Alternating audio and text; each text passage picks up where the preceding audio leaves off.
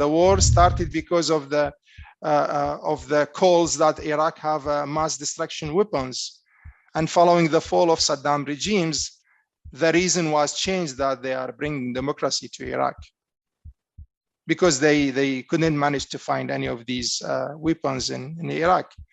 And I believe that they have the responsibility to do a kind of a correction for the mistake that they have done before, at least to bring back this country again to the internal community and to the regional community again.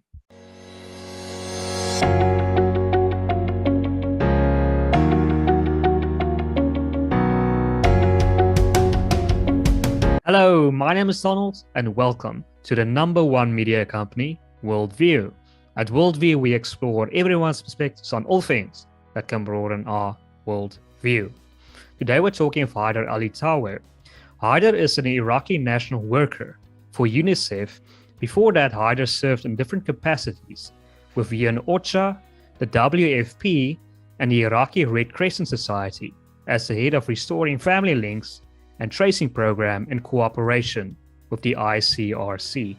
Haider, thank you so much for making the time to join us all the way from Iraq. Hi, Donald. My pleasure to meet you and have this meeting. So glad to be with you.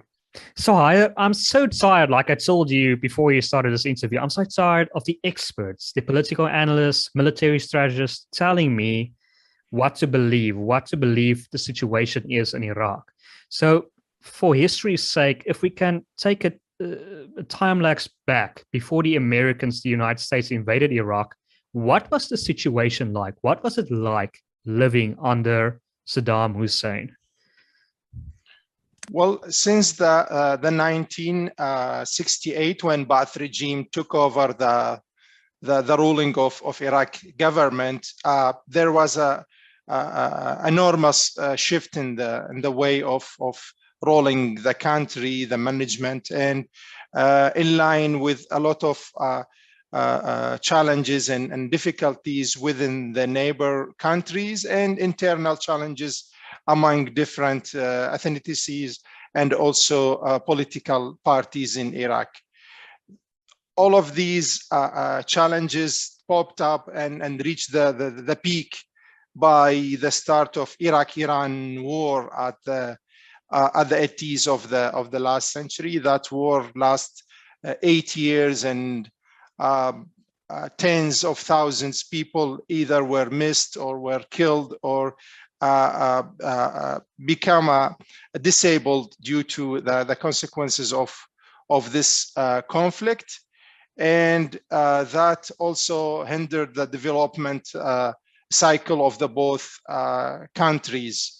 And following that war, the Iraqi regime found out that they are way behind the development, let's say, strategy within the region.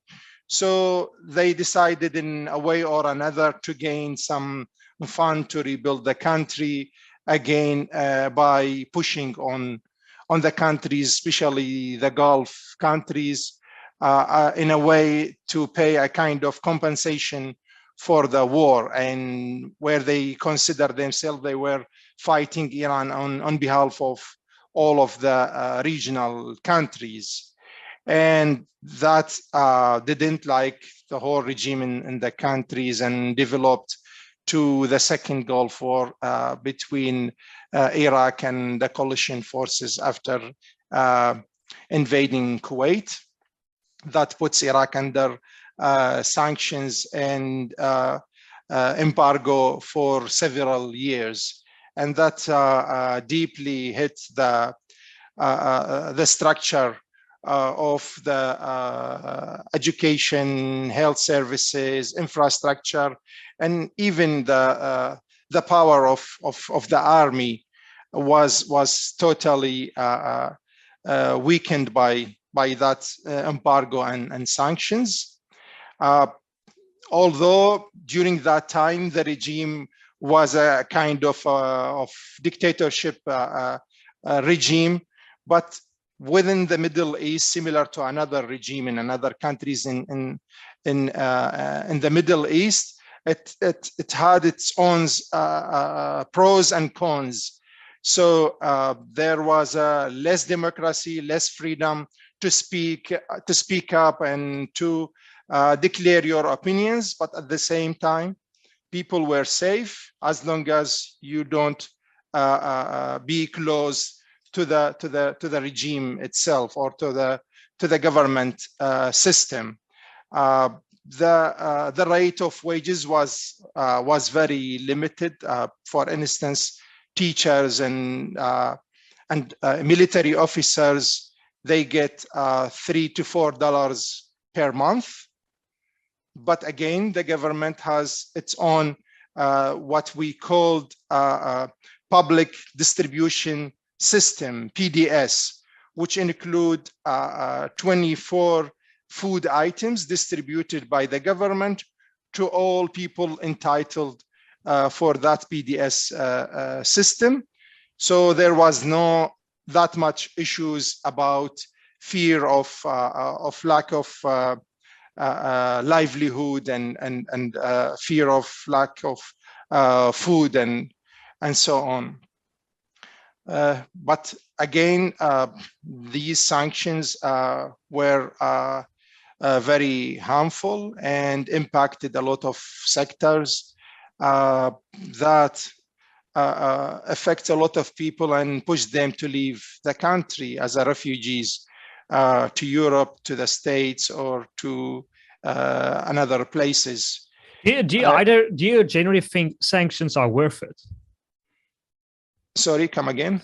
Do you think sanctions are worth it? Do you think it's worth it that the Americans or the rest of the world instituted those sanctions on Iraq? Or do you think sanctions in general are not worth it?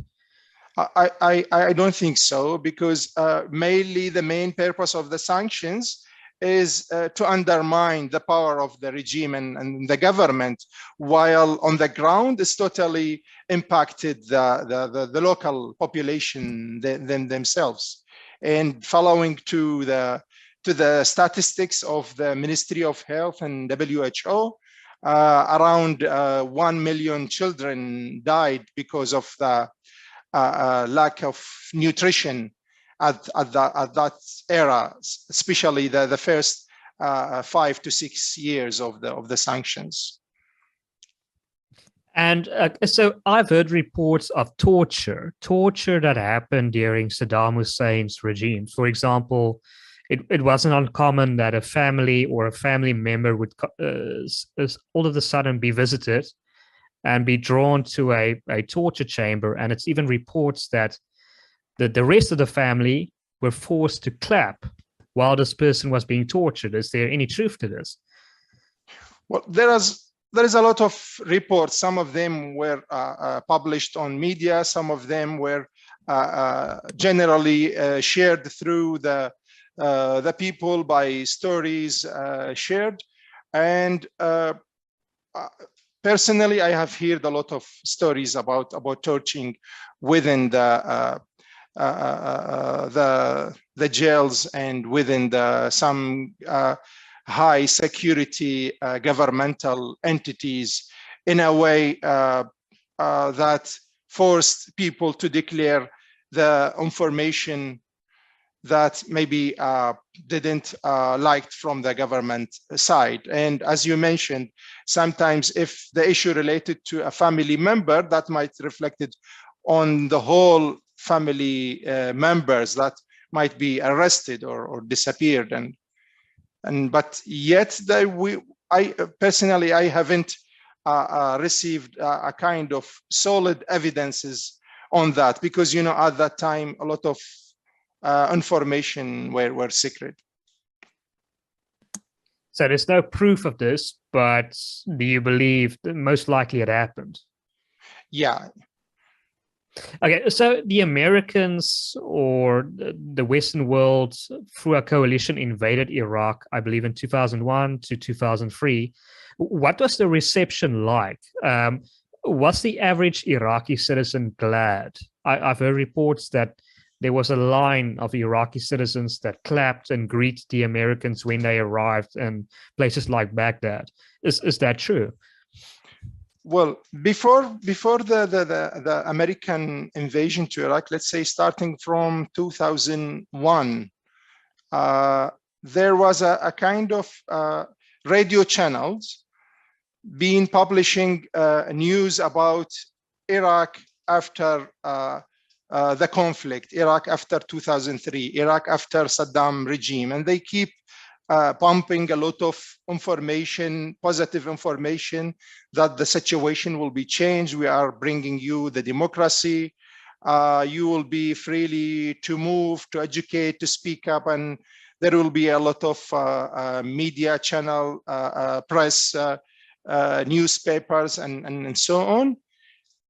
So for a lot of people, they were somehow, let's say, eager to do a kind of change within the regime. Although that there was a lot of people on the other hand, either part of the security forces, part of the Ba'ath party, and the intelligence systems.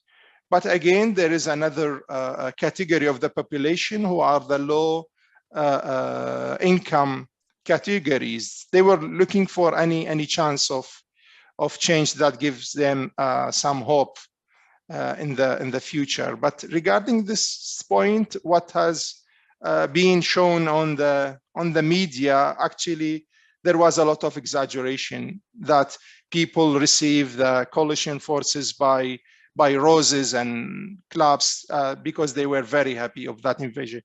You know that I was in Iraq at that time, and during the conflict that lasted almost 22 days, Baghdad mainly was hit by very heavy weapons. We have seen destruction almost all over the city.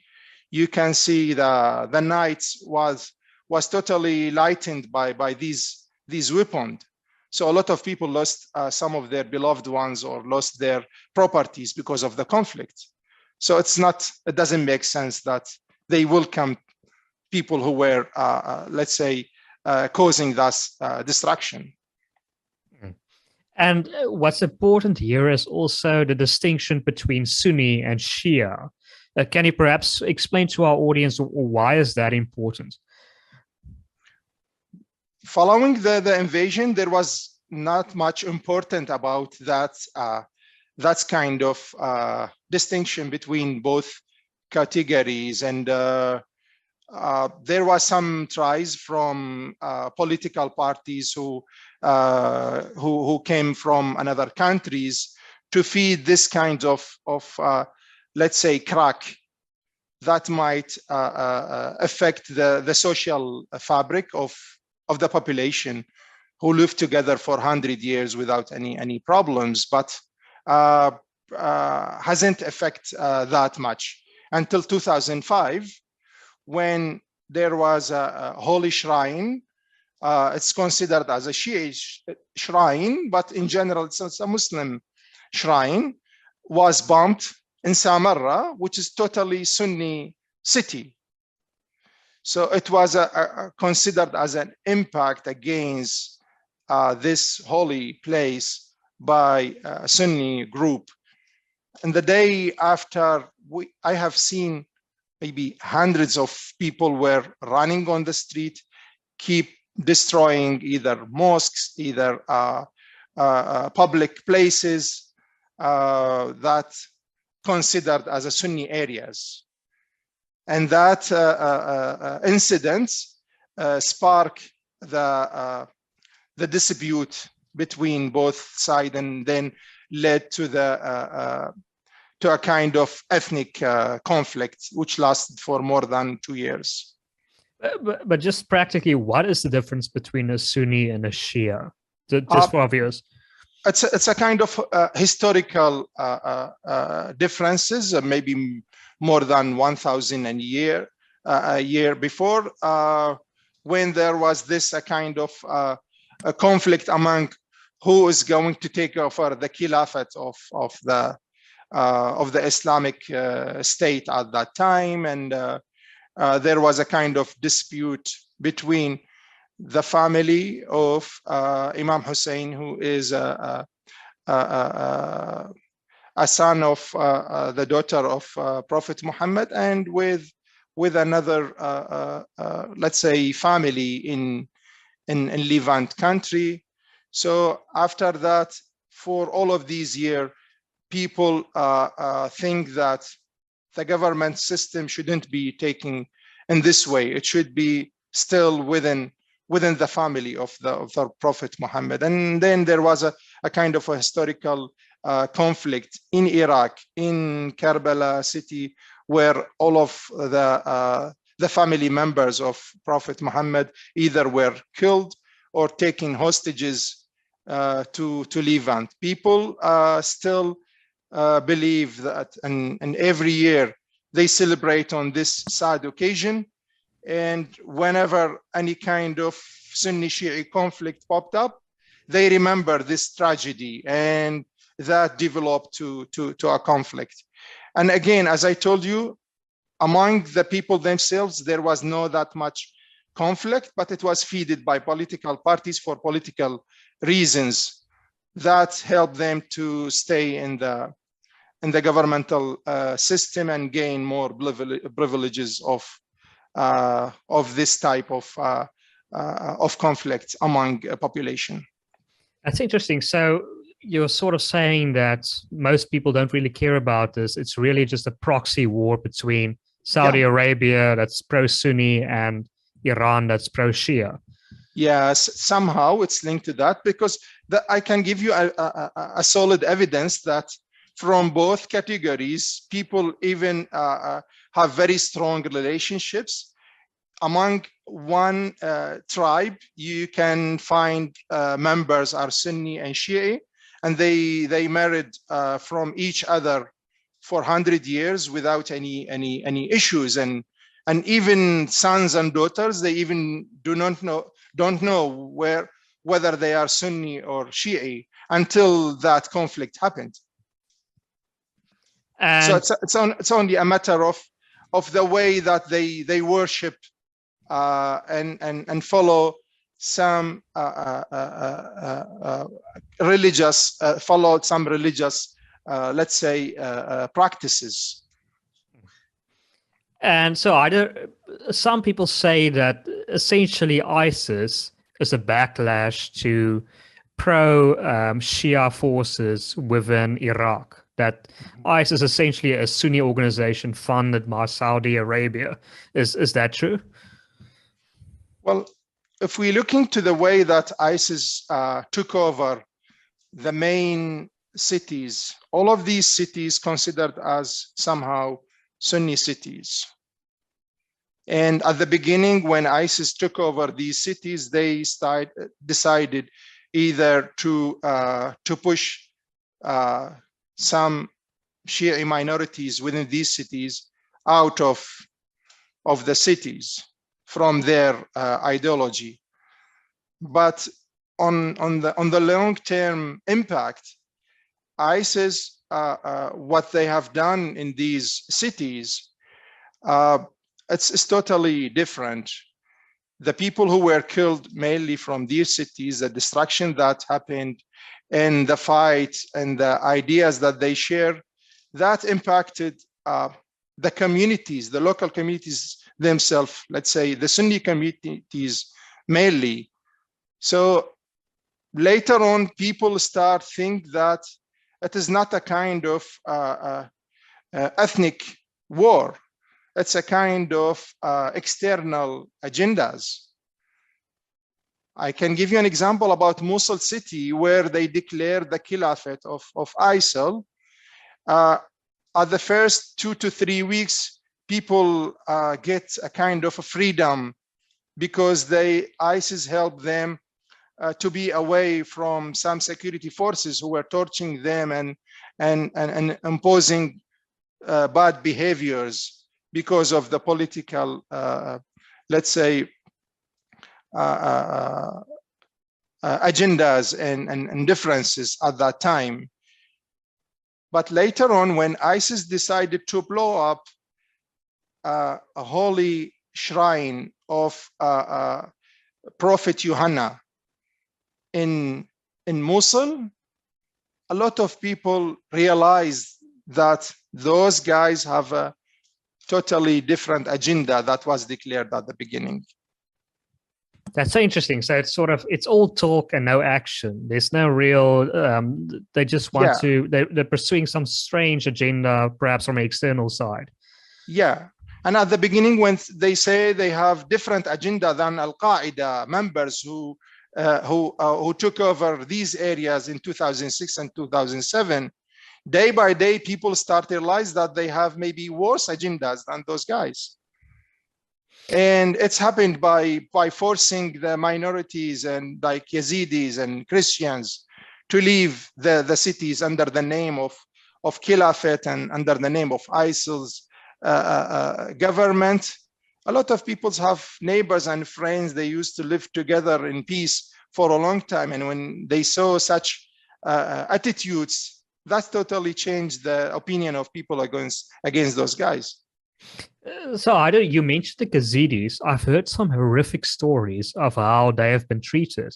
What's the story behind the Gazidis? And do you have some stories perhaps of how they've been horribly treated by organizations like ISIS? Well, from ISIS perspective, they believe that Yazidis are infidels. And according to their agendas, they have the right to abduct their girls, their women, their boys, and even their properties. A lot of Yazidi girls being taken hostages, and after releasing them, they start saying the stories, what they have witnessed during ISIS times. They were tortured, they were raped by those guys, and analyzing the stories that were shared, I think those people, they have a kind of psychological issues. The way that treated innocent people and civilians, it refers to someone has a mental issue. He is not a human being. And even so far, we still receive information that Yazidi girls still being released from ISIS groups, either in Syria or in other countries, back to their areas of origin. The impact, the psychological impact, and the crack that they imposed within, especially within Sinjar, which is a district northwest of Nainawa, it will last for a long time. I met a tribal leader and religious leader of Yazidis in Dahuk 2 years ago. And he started telling me stories about the history. And he said that they have, as a Yazidi communities, they witnessed a lot of wars and conflict against them. But for the last one with ISIS, it was the worst one. Yeah, for example, we've spoken to Tom Holland. He's a historian from the UK, and he is very interested in these issues. He's actively trying to find funds to support the Yazidi groups in Iraq, because he has been to Iraq, and for example, he witnessed a woman who was both raped and shot in the head, and all she could do on a daily basis was just scream, and she experienced it from an ISIS soldier. So it really seems like there are some horrific incidents that happened with Yazidis in Iraq. Yeah, and the humanitarian ambassador, Nadia, she's a Yazidi lady, and she witnessed all of these horrific incidents. And after she was released, she spoke up and talked to the media, and even she talked within the United Nations at the Security Council building. I think it was in 2018, 2019. And I can tell you there is hundreds and hundreds of stories about this type of craziness that happened and associated with ISIL war. So I don't know, how do you think this happened? So, for example, I've interviewed recently. I interviewed a person who went through the Rwanda genocide, and I'm just curious. How does one make that switch? I mean, one day this person He's smiling to you. He's laying a brick on a wall, and the next day he's doing these extremely violent. We can't understand how they do this. How do you think this happens? That a person can do these extreme, violent, horrific acts? What does it do? How does this happen to a person? Well, there is many scenarios. One of them is the random arresting process that started in Iraq after 2005, either by the American forces and also by the Iraqi security forces, where they used to arrest people even because of the fake news that he might be a terrorist member. And keeping those people for several years under torturing and under bad treatment, lack of food and family connections, that create a huge pressure on those people, even on their personality. When they were released, they decided to revenge for what they have seen in the detention period. I met one guy when I was with the IRCS at that time.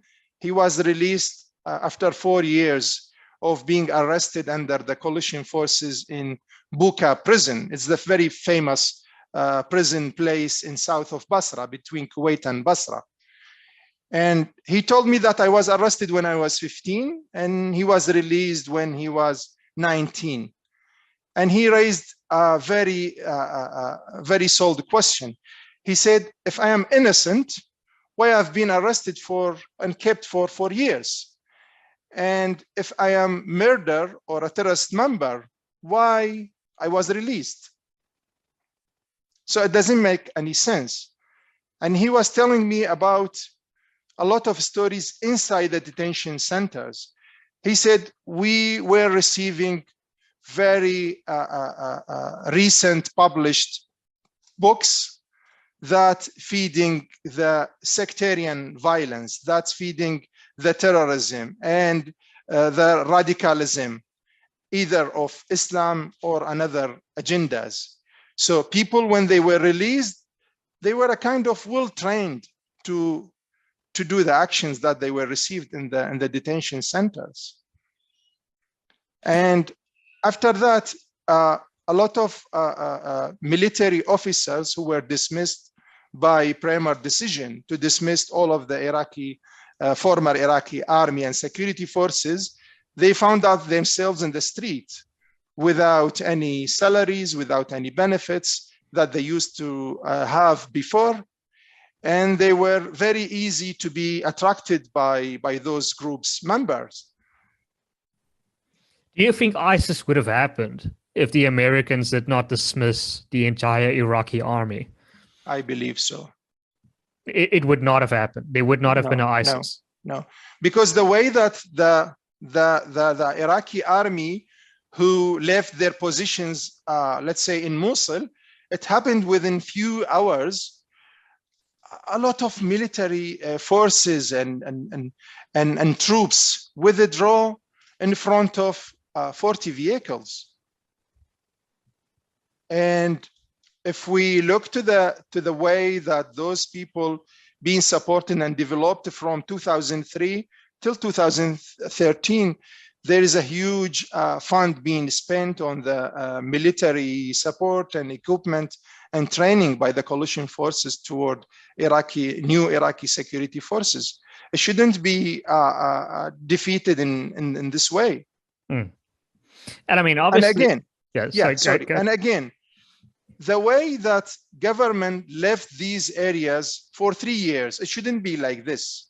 There should be an emergency plan to retaking these areas before those people took over all of these areas, took their positions and create their own, what the so-called a new state.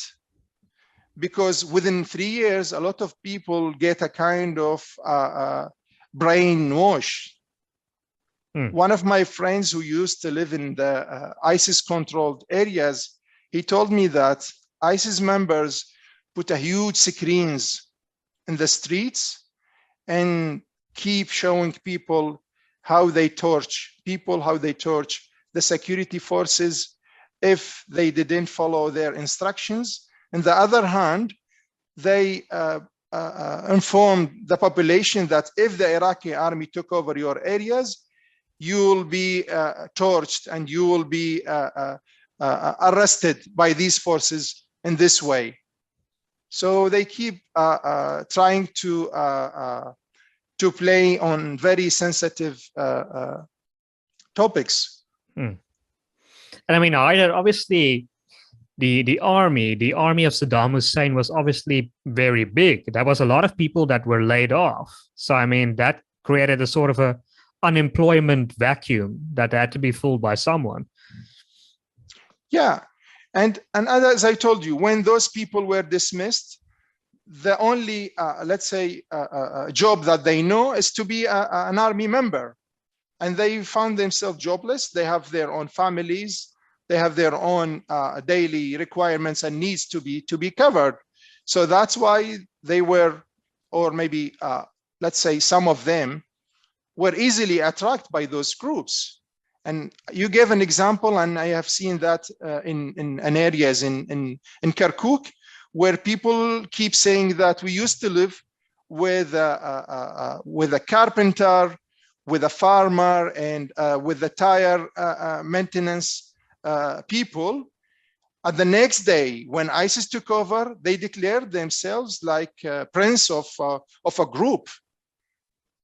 So it was a kind of big shock for those people, when those people being connected, trained, communicated, and easily controlled all of these areas. There is a kind of network being hidden and working for several years before taking this action.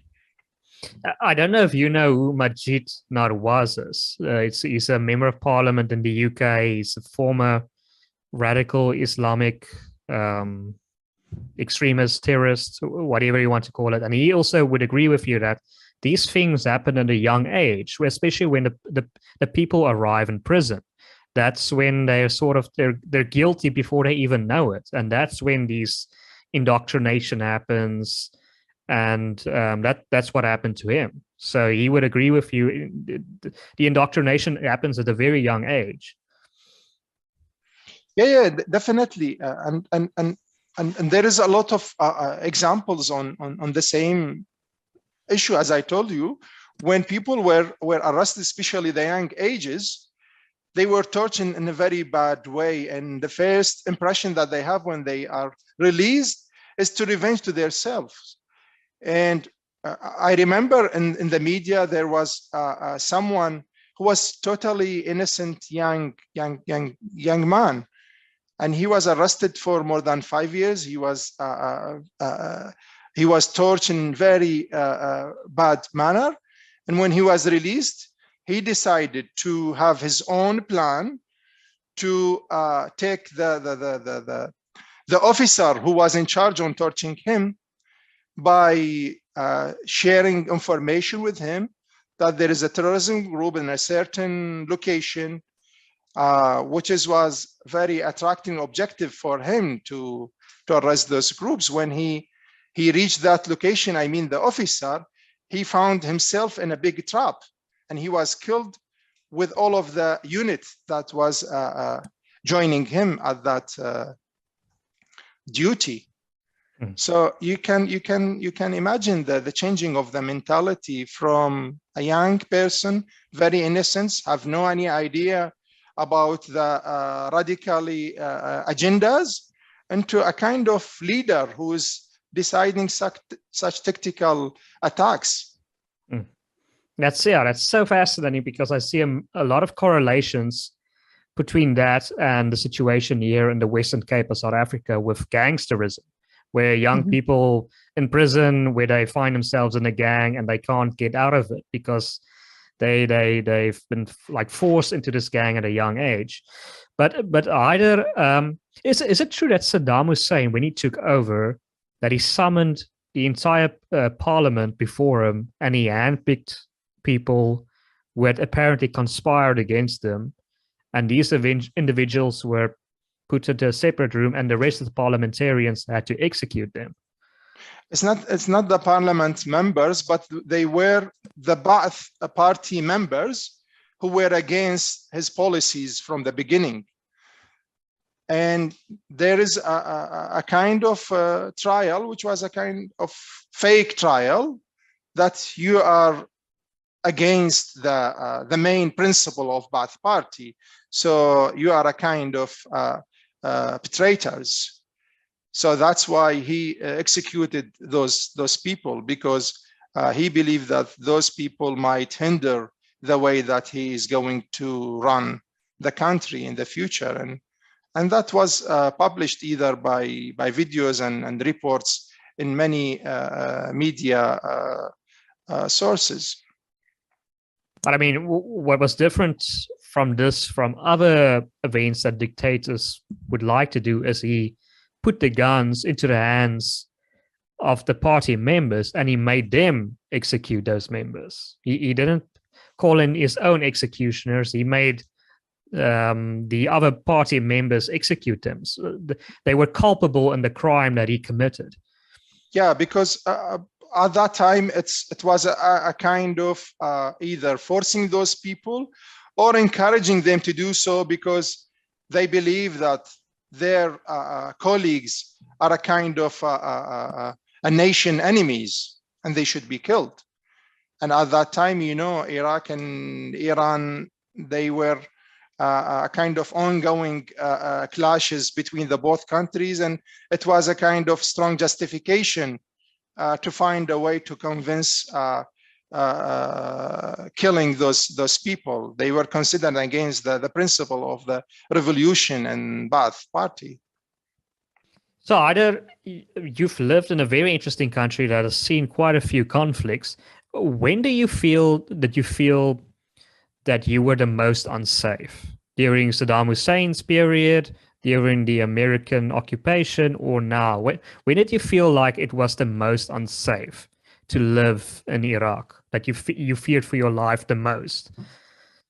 That's a very good question. For me, as an Iraqi person, I feel that twice.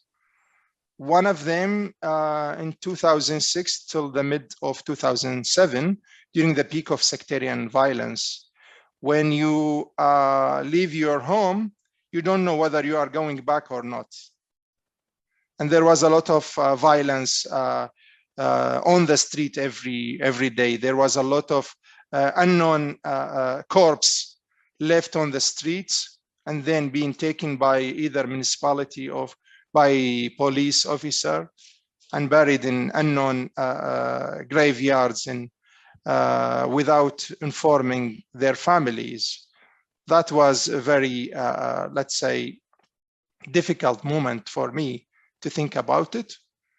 And the other one, when the conflict started between ISIS and the federal government and the Iraqi security forces, and that required to create a kind of military groups to fight ISIS. A lot of these military groups, some of them were even were not official under the umbrella of the security forces. And it was difficult to distinguish between who is exactly the official troops that following the security system and who are the fake one. So those two eras for me were very unsafe period in my life. Fascinating. And did you ever have to deal with a terrorist? Did you ever come in contact with a terrorist that you had to have a conversation with him? It was in 2007 when my cousin was abducted, and that terrorist picked his phone and called me, and he said, I want a speed answer. Is that person Sunni or Shia? And at that time, I don't know which group that he's belonged to. And if I give a wrong answer, my cousin might be killed. So I start talking to him and changing the subject and taking some time to get any idea that those people, who are they belong to, or the place that my cousin were taking. And when I start hearing the sirens, I realized that this one is under the militia. He's not under the Al-Qaeda. So that's the way I was dealing with him. And after a very long negotiation, my cousin was released safe. Wow. And did this militia unit, did he want a ransom for your cousin? No, at that time, there was no any request for ransoms. There was the killing because of your identity. If you are Sunni and you are entered to a Shia-controlled area, that might be an end point, and vice versa. Wow. And okay, so do you feel, what's the current situation like in Iraq at this moment? Do you think things are stabilizing? Due to the constitution that was developed in 2005, that let's say categorized people based on their ethnicities, their nationalities, their let's say political parties, and even the governmental positions being divided accordingly. And after that, each government, when it was selected based on this categorization, it's not because of the people who let's say scored number of parliament seats and so on. And that issue reflected on all governments so far. We had a recent, let's say, election in October last year, and so far we don't have elected a government accordingly because of the dispute among the governmental positions between the political parties. So regardless to the other challenges that the country are facing, some of them security challenges in the south nowadays because of the security vacuum, the climate change impact that start hitting the country heavily since last year. We have a dust storm every year. The lack of electricity because we couldn't manage to develop a new power system, but import electricity and gas from Iran. So they control the way of supplying the power to Iraq. The lack of health system, and it was totally reached the peak by COVID-19 pandemic.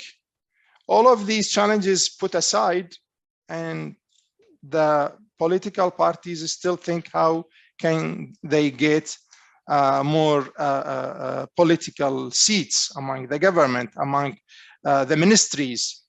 And if you follow the media, there is a lot of attacks either from Turkey side, from Iran side, to the Iraqi territories under the umbrella of fighting the terrorist groups and either the PKK, the party, the Kurdish Turkish parties against the Turkish government, and the fighters against the Iraqi regime, the Iranian regime, who are based in some areas in Iraq.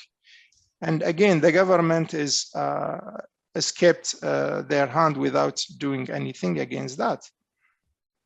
Haider, how does the dust storm, what is the significance of how it impacts Iraq negatively? Is there crops in Iraq that the dust storm unsettles? The major part of the western areas of Iraq is a desert area. And there was a strategic plan to build a kind of green belt surrounding all cities to prevent these dust storms. By 2003, a lot of these strategic projects being looted. The pump stations, the power system, and the networks. So that's affect all of these projects. On the other hand, a lot of farmers decided to withdraw farming because of the lack of financial resources and also the lack of support that used to receive from the government before 2003. That create a huge areas turned to a kind of desert. And when we are looking to the number of dust storms at the 19s, it's way different that we face nowadays. In addition to that, there was a kind of dispute among the ration of water coming from upstream from Turkey and from Iran toward Iraq, because they are creating new dams in their countries. That affect the water levels in Euphrates and Tigris rivers, and also impacted negatively the weather in Iraq.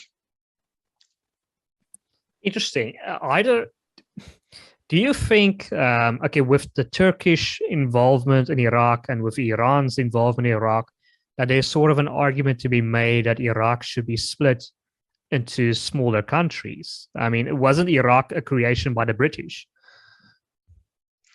So for the time being, there is very small, let's say, trials that pushing toward that side. But 10 years ago, there was a lot of, let's say, plans and supporters toward the separation of the country into 3 minor countries because of the sectarian violence, because of the political agendas and the involvement of the regional countries inside Iraq. For the time being, I don't think so. I can see that the general norm of the population are supporting the united country.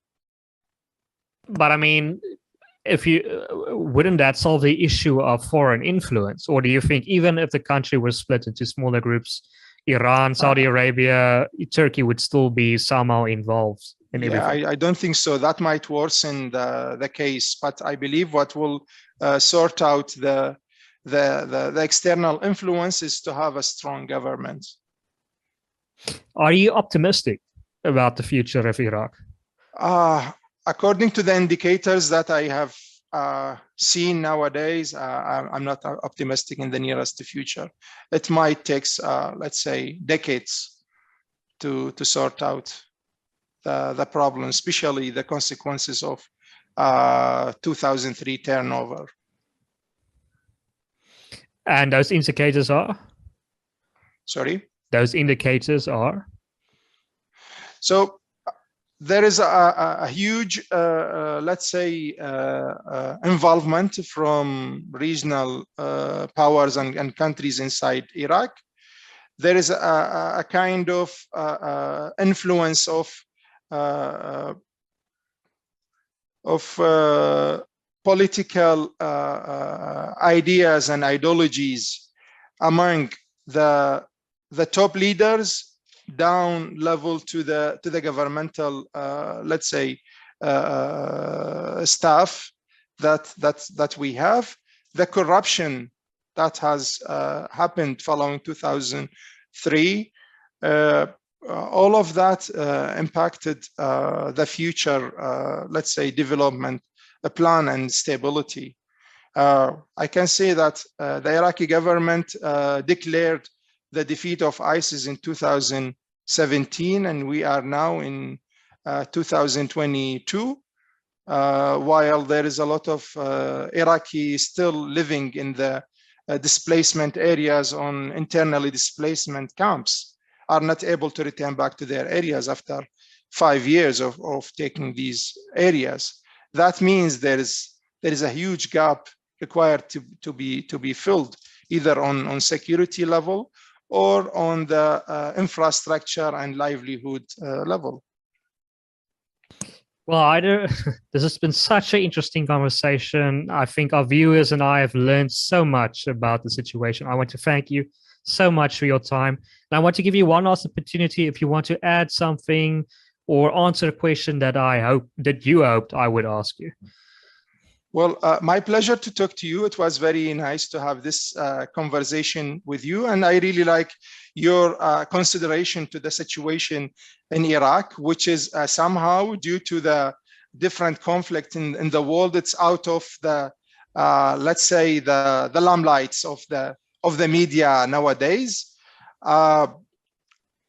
So one of the question that I was thinking that you might ask, if let's say the American government might has own plan to rehabilitate or to do a kind of a goodwill following to the 2003 war. The war started because of the calls that Iraq have mass destruction weapons. And following the fall of Saddam regimes, the reason was changed that they are bringing democracy to Iraq, because they couldn't manage to find any of these weapons in Iraq. And I believe that they have the responsibility to do a kind of a correction for the mistake that they have done before, at least to bring back this country again to the internal community and to the regional community again. Absolutely. It seems like I just invaded and just left without any proper plan for what comes after. Yeah. Well, yeah, Haider, thank you so much. This has been so interesting. To our viewers, you enjoy this content as well, so please show your appreciation by liking this video, subscribing to our channel, and sharing this video as widely as possible. My name is Donald, and you've been watching WorldView.